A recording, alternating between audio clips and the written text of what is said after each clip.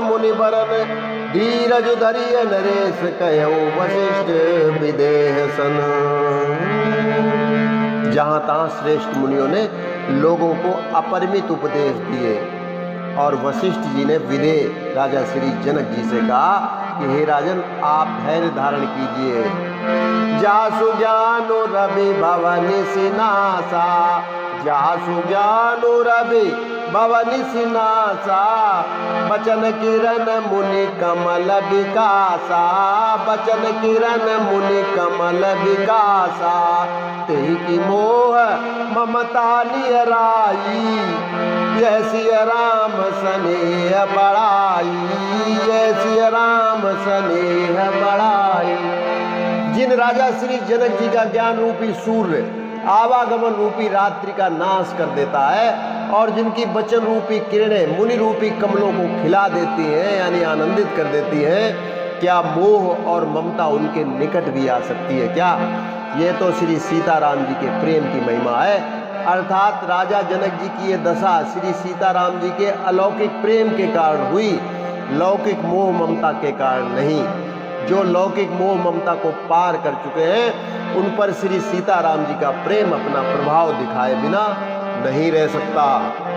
विषयी साधक सिद्ध सयाने, विषयी साधक सिद्ध सयाने, त्रिविध जीव जग भेद बखाने, त्रिविध जीव जग भेद बखाने, राम स्नेह सरस मन जासु, साधु सभा बड़ आदर तासु, साधु सभा बड़ आदर तासु। विषयी साधक और ज्ञानवान सिद्ध पुरुष, जगत में ये तीन प्रकार के जीव वेदों ने बताए हैं। इन तीनों में जिसका चित्त श्री राम जी के स्नेह से सरोबार रहता है तो साधुओं की सभा में उसी का बड़ा आदर सम्मान होता है।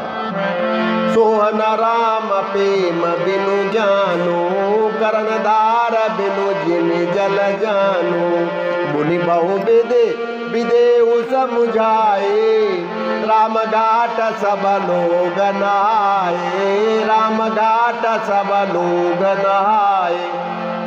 श्री राम जी के प्रेम के बिना ज्ञान शोभा नहीं देता, जैसे कर्णधार के बिना जहाज। तो वशिष्ठ जी ने विदेह राजा श्री जनक जी को बहुत प्रकार से समझाया। तदनंतर सब लोगों ने श्री राम जी के घाट पर स्नान किया। सकल शोक संकुल नर नारी, सकल शोक संकुल नर नारी, शोभा सरु बीतेउ बिनु बारी, शोभा सरु बीतेउ बिनु बारी, पशु खग मृग नन कीन हारू, प्रिय परिजन कर कौन विचारू, प्रिय परिजन कर कौन विचारू। वहाँ पर स्त्री और पुरुष सब शोक से परिपूर्ण थे। वह दिन बिना ही जल के बीत गया। भोजन की बात तो दूर रही, किसी ने पानी तक नहीं पिया। पशु पक्षी और हिरणों तक ने कुछ आहार नहीं किया। तब प्रियजनों एवं कुटुंबियों का तो विचार ही क्या किया जाए।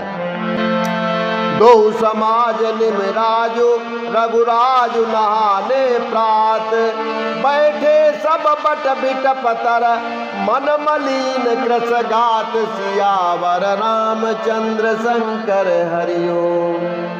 निमिराज जनक जी और रघुराज रामचंद्र जी तथा दोनों ओर के समाज ने दूसरे दिन सवेरे स्नान किया और सब बड़ के वृक्ष के नीचे जा बैठे। सबके मन उदास और शरीर दुबले हैं।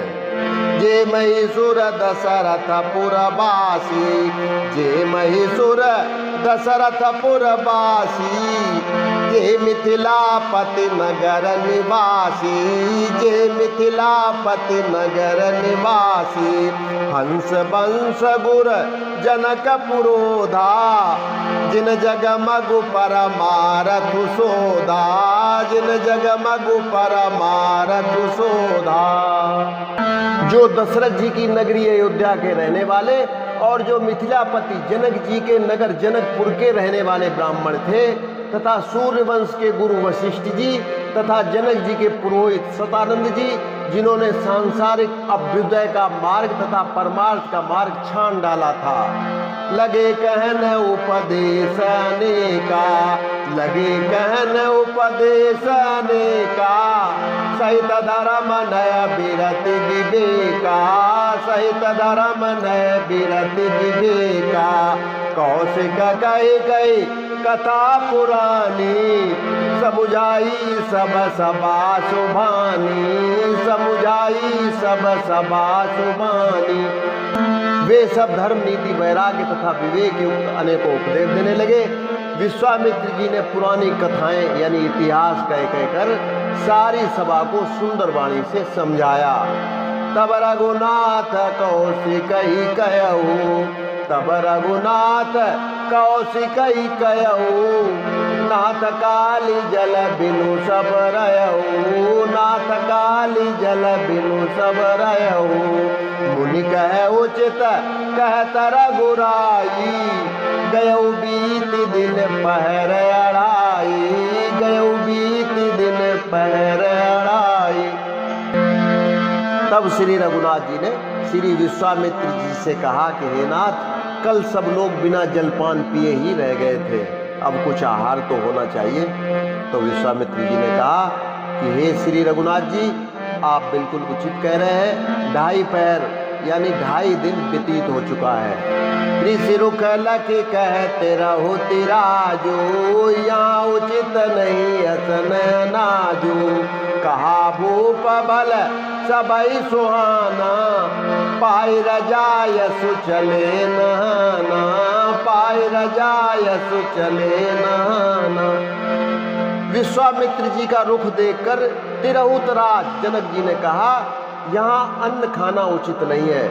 राजा का सुंदर कथन सबके मन को अच्छा लगा। सब लोग आज्ञा पाकर नहाने चले गए।